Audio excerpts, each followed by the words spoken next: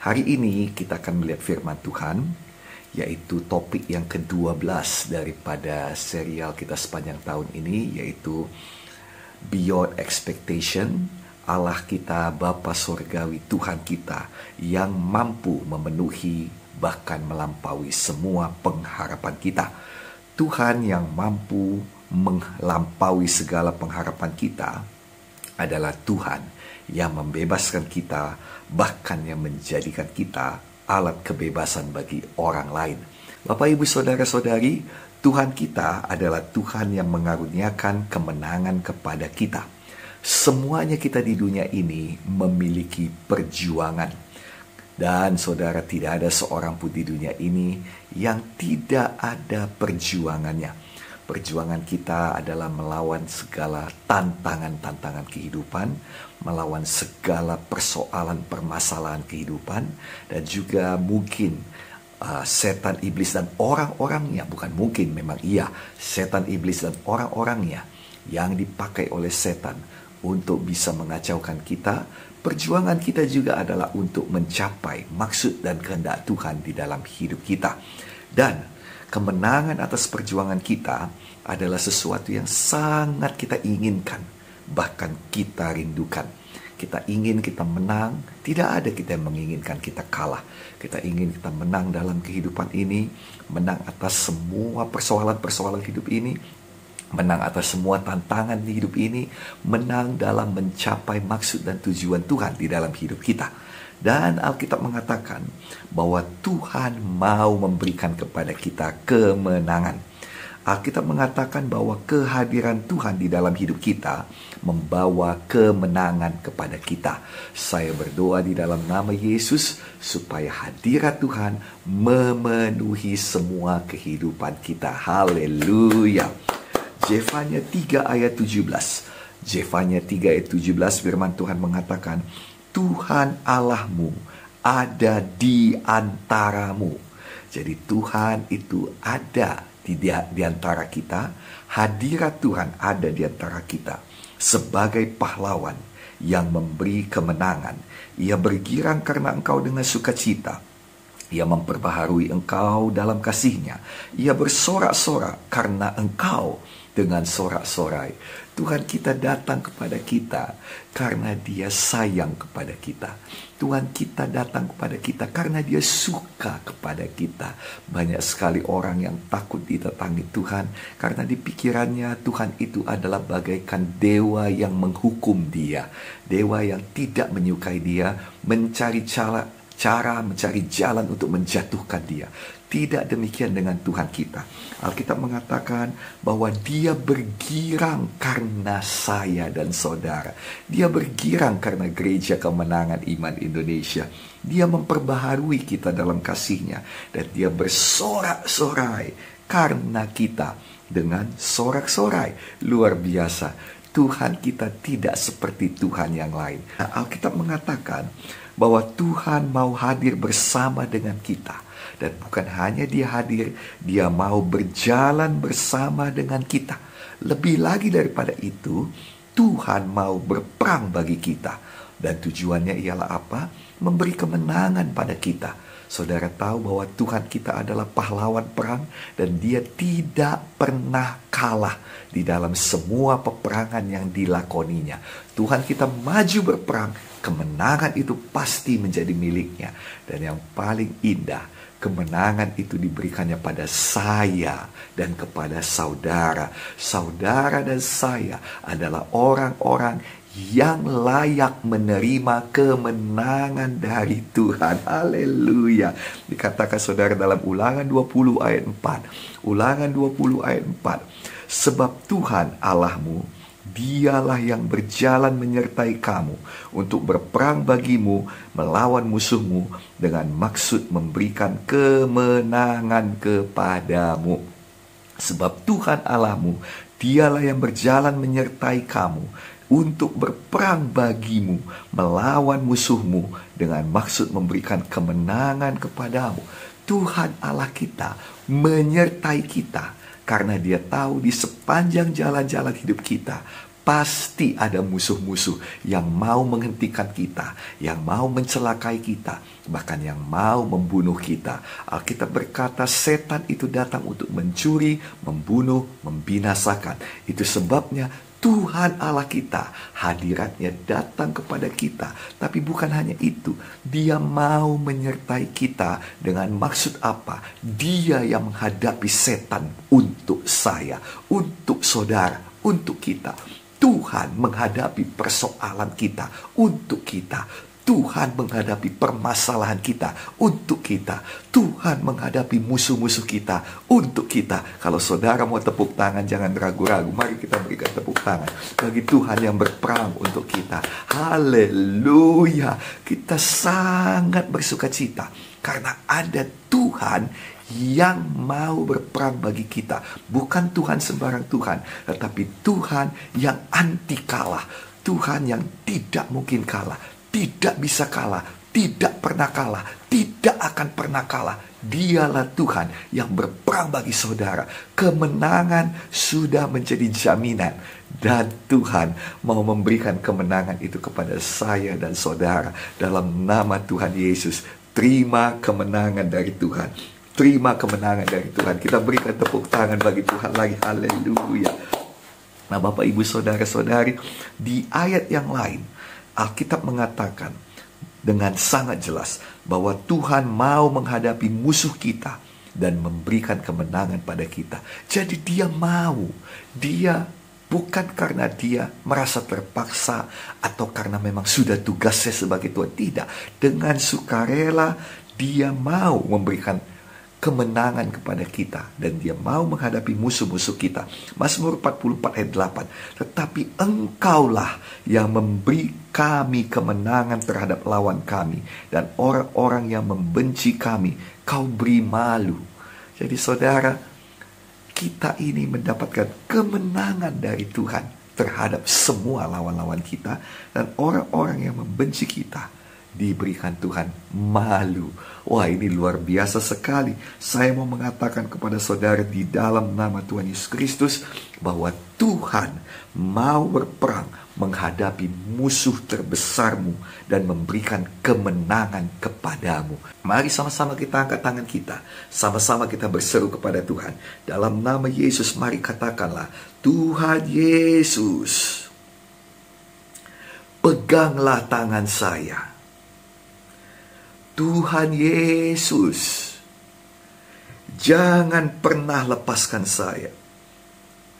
Tuhan Yesus, berikanlah kemenangan kepada saya.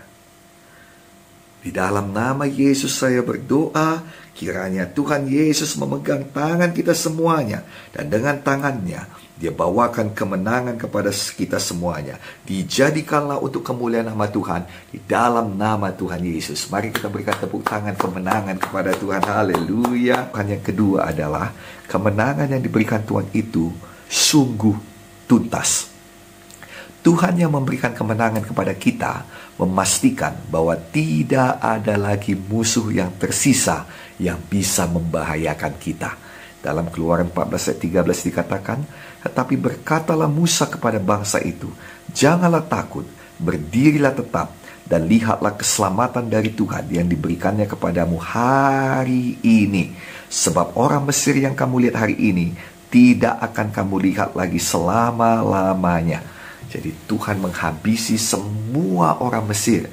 Tidak ada satupun yang tersisa di laut terberau. Saudara kasih, dalam nama Yesus, saya berdoa Tuhan menghabisi sama sekali semua permasalahan-permasalahan kita.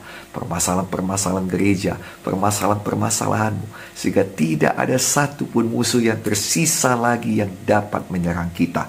Bapak, Ibu, Saudara-saudari, Tuhan yang dapat melakukannya. Dan hanya Tuhan yang dapat melakukannya. Dan saudara kasih, dalam nama Yesus, kalau kita melihat ada di dalam buku Injil Yohanes pasal 8 ayat 9 sampai 11, ketika seorang perempuan yang kedapatan berzina dibawa kepada Tuhan. Tahukah saudara, dia punya permasalahan dosa, dia juga punya permasalahan orang-orang yang mau menghukum dia. Dan tahukah saudara, semua itu dibereskan oleh Tuhan. Alkitab berkata dalam Injil Yohanes pasal 8 ayat 9, tetapi setelah mereka mendengar perkataan Yesus, pergilah mereka seorang demi seorang, mulai daripada yang tertua. Akhirnya tinggallah Yesus seorang diri dengan perempuan itu yang tetap di tempatnya. Lalu Yesus bangkit berdiri dan berkata kepadanya, "Hai perempuan, di manakah mereka? Tidak adakah seorang yang menghukum engkau?" Jawabnya, "Tidak ada, Tuhan." Lalu kata Yesus, "Aku pun tidak menghukum engkau. Pergilah dan jangan berbuat dosa lagi mulai dari sekarang." Bapak, Ibu, Saudara-saudara, lihat, dua-dua permasalahannya diselesaikan oleh Tuhan. Tidak ada lagi orang yang mau menghukum dia, dan tidak ada lagi dosa yang ada padanya. Luar biasa.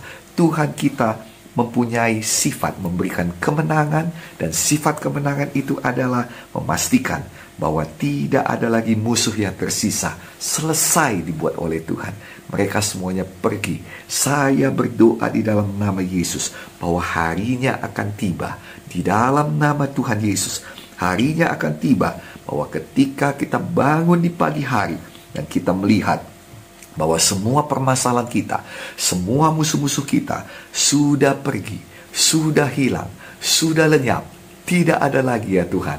Tidak ada lagi. Terpujilah nama Tuhan. Saya berdoa kiranya Tuhan berkenan memberikan hari itu adalah hari besok. Yang percaya besok hari Tuhan memberikan kemenangan padanya, boleh kita berikan tepuk tangan kemenangan kepada Tuhan. Haleluya. Nah, saudara kasih dalam nama sifat kemenangan yang diberikan Tuhan. Nomor 3, kemenangan yang diberikan Tuhan kepada kita adalah kemenangan yang sungguh mutlak. Tuhan memberikan kemenangan kepada kita, dan Tuhan memastikan bahwa tidak ada musuh yang sama yang berani menyerang kita kembali. Tidak berani lagi menyerang kita. Kapok mereka, saudara. Tuhan memastikan musuh kita kapok betul. Tidak berani lagi menyerang kau. Tidak berani lagi menyerang Gereja Kemenangan di Indonesia. Tidak berani lagi menyerang kesehatanmu. Tidak berani lagi menyerang keluargamu. Haleluya. Itulah yang dilakukan Tuhan bagi kita, supaya kita tidak berputar-putar terus pada masalah yang sama, supaya kita maju, supaya kita terus sampai kepada maksud dan panggilan Tuhan. Tuhan tidak membiarkan masalah yang sama terus-menerus menyerang kita. Nahum 1 ayat 9, apa maksudmu menentang Tuhan? Iya, Tuhan akan menghabisi sama sekali. Kesengsaraan tidak akan timbul dua kali, tidak bisa datang lagi. Tuhan akan menghabisi sama sekali, mutlak. Engkau sudah menang, saya sudah menang. Itu sebabnya terima kemenangan dari Tuhan. Dan kita tahu setiap kali kita terima kemenangan dari Tuhan, maka sesungguhnya semua musuh-musuh kita yang sudah kita kalahkan tidak akan bisa kembali pada kita. Penyakit-penyakit yang sudah dikalahkan tidak kembali menyerang kita. Kekurangan-kekurangan, kemiskinan yang sudah kita kalahkan tidak bisa kembali menyerang kita. Kebangkrutan yang sudah kita kalahkan tidak bisa kembali menyerang kita. Oh, semua apapun musuh kita yang sudah kita kalahkan, kemenangan sudah diberikan Tuhan. Tuhan pastikan mereka tidak bisa lagi menyerang kita. Jadilah dalam nama Yesus. Saya berdoa, semua musuh-musuh yang sudah kita kalahkan tidak memiliki kekuatan lagi, tidak memiliki keberanian lagi untuk bangkit dan menyerang kita. Di dalam nama Tuhan Yesus, mereka sudah ada di bawah kaki kita. Di dalam nama Yesus, kita injak-injak mereka. Kita maju dalam Tuhan. Di dalam nama Yesus, kita meningkat di dalam Tuhan. Gereja Kemenangan Iman Indonesia meningkat di dalam Tuhan. Pribadi lepas pribadi meningkat di dalam Tuhan. Jadilah, dan jadilah dalam nama Yesus. Kita yang sepakat menerima kemenangan dari Tuhan, mari sama-sama kita katakan 3 kali, amin, amin, amin. Kita berikan tepuk tangan kemenangan kepada Tuhan. Haleluya. Nomor 4, kemenangan dari Tuhan membawa kemuliaan. Mazmur 21 ayat 6. Besar kemuliaannya karena kemenangan yang daripadamu. Keagungan dan semarak telah kau karuniakan kepadanya. Nah, saudara, Tuhan berikan pada kita kemenangan dengan maksud memuliakan kita. Tuhan memberikan kemuliaan kepada kita dengan maksud perluasan dan pertambahan. Kemenangan yang diberikan Tuhan akan membawakan perluasan kepada saudara, akan membawakan pertambahan kepada saudara. Setiap kali ada kemenangan, maka akan ada wilayah yang diperluas, kekayaan yang diperluas, saudara, kedudukan yang diperluas, pengaruh yang diperluas. Saya berdoa itu jadi kepada saya, jadi kepada saudara, jadi pada Gereja Kemenangan Iman Indonesia. Terimalah kemenangan dari Tuhan, terimalah kemuliaan daripada Tuhan, terimalah perluasan daripada Tuhan. Yesaya 26 ayat 15. Ya Tuhan, Engkau telah membuat bangsa ini bertambah-tambah. Ya, membuat bertambah-tambah umat kemuliaan-Mu. Engkau telah sangat memperluas negerinya. Jadi jelas sekali saudara, kemenangan daripada Tuhan membawa kemuliaan yang membawa pada perluasan dan pertambahan. Kiranya dijadikanlah ini untuk kemuliaan nama Tuhan di dalam nama Tuhan Yesus Kristus. Kita menerimanya, boleh sekali lagi kita berikan tepuk tangan bagi Tuhan Yesus. Haleluya, haleluya. Kemenangan yang kita peroleh itu kita dapatkan dari Tuhan Yesus Kristus. Tuhan Yesus memberikan kemenangan kepada kita. 1 Korintus 15 ayat 57. Tetapi syukur kepada Allah yang telah memberikan kemenangan kepada kita oleh Yesus Kristus, Tuhan kita. Nah saudara, kalau memang Tuhan Yesus yang memberikan kemenangan pada kita, maka pertanyaannya, apakah kita benar-benar memiliki Tuhan Yesus dalam hati kita? Pertanyaan ini perlu ditanyakan kepada semua anak-anak Tuhan yang sedang berjuang dan yang menginginkan kemenangan dari Tuhan. Apakah memang benar Yesus ada dalam hati kita? Atau hati kita sudah beralih Tuhan? Atau di dalam hati kita sudah diisi dengan sesuatu yang lain? Adakah benar-benar kita memiliki firman yang hidup di dalam hati kita? Adakah kita benar-benar memiliki persekutuan dengan Tuhan di dalam kehidupan kita? Alkitab berkata bahwa Yesus adalah firman. Yohanes 1:1, pada mulanya adalah firman. Firman itu bersama-sama dengan Allah dan firman itu adalah Allah. Dunia ini menolak Tuhan Yesus. Apakah kita betul-betul menerima Yesus? Kehidupan yang menang adalah kehidupan yang memiliki Yesus di dalam hatinya. Ini artinya ia selalu memiliki firman dalam setiap tantangan dan dalam menghadapi musuh-musuhnya. Nah, saudara kasih dalam nama Yesus, kehidupan yang memiliki firman dalam hati, tentunya itu adalah satu kehidupan yang memiliki iman. Karena Alkitab berkata, iman timbul dari pendengaran akan firman Tuhan.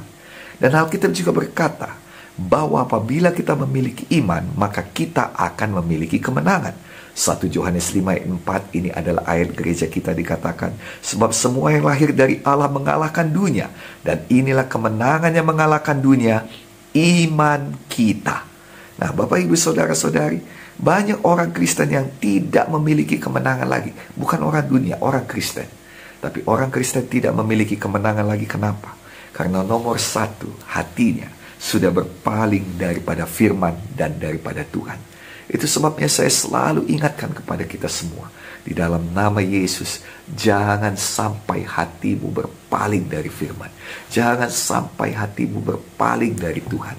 Di dalam nama Tuhan Yesus, jangan sampai hati kita keluar daripada firman Tuhan. Bapak Ibu Saudara-saudari, fokus kita harus tetap pada firman. Fokus kita harus tetap pada Tuhan. Dasar kehidupan kita harus tetap firman Tuhan. Sandaran hidup kita harus tetap Tuhan. Harapan kehidupan kita adalah janji firman Tuhan. Saudara, jangan sampai kita berubah. Walau kita masih beribadah, masih melayani, masih memiliki kedudukan di gereja, jangan sampai fokus kehidupan kita sudah berubah. Jangan sampai kita berubah setia. Jangan sampai berkat-berkat mengubah kesetiaan kita, mengubah hati kita. Jangan sampai mukjizat dan juga penyertaan Tuhan, kasih setia Tuhan, mengubah kesetiaan kita. Jangan sampai itu terjadi. Jangan sampai permasalahan, kekecewaan kita, kebodohan kita mengubah kesetiaan kita kepada Tuhan. Saya berdoa supaya selalu kita mengutamakan firman. Selalu dalam hati ini ada firman, ada Tuhan. Dan kenapa kita tidak memiliki kemenangan? Tadi yang pertama, hati kita sudah berubah. Yang kedua, iman kita sudah terduduk atau oligopistos. Dalam bahasa aslinya dikatakan oligopistos, artinya iman yang terduduk. Dalam bahasa Indonesia dikatakan kurang beriman. Matius 14 ayat 31 dikatakan, Yesus segera mengulurkan tangannya, memegang dia dan berkata, "Hai orang yang oligopistos, hai orang yang kurang percaya, mengapa engkau bimbang?" Ini dikatakan kepada Petrus yang sudah berjalan di atas air, yang sudah mematuhi firman, yang sudah menyambut kepada firman, yang memiliki keinginan akan mukjizat, yang meminta mukjizat kepada Tuhan. Dan Tuhan tidak berkata, "Gak boleh." Tuhan berkata, "Silakan." Firman sudah disampaikan. Dan Petrus menyambut firman. Dia sudah mengalami mukjizat. Dia sedang bersama-sama dengan Yesus berjalan di atas air, tetapi dia merasakan angin, dia melihat gelombang, dia alihkan pandangannya dari Yesus, dia mulai pakai pikirannya, dia mulai pakai perasaannya, dan itu sebabnya dia mulai tenggelam. Saudara, walaupun Petrus sudah bersama dengan Yesus, sudah mengalami mukjizat, dia mengalihkan hatinya, mengalihkan pandangannya, mulai menaruhkan imannya pada emosinya, pada apa yang dirasakannya, pada apa yang dikatakan oleh pikirannya, kepada perhitungan manusiawinya. Saudara, dan dia mulai tenggelam. Mengapa kita tidak memiliki kemenangan? Karena kita juga oligopistos. Kita mempunyai iman yang pasif, iman yang diam, iman yang terduduk. Hari ini janganlah kita menjadi seperti mereka. Mari kita andalkan Tuhan Yesus. Mari kita percaya firman lebih daripada pikiran kita. Mari kita percaya firman lebih daripada perkataan dan emosi kita. Andalkan Tuhan Yesus. Percayai firman lebih daripada semua pengetahuan kita, pengalaman ataupun kekuatan kita.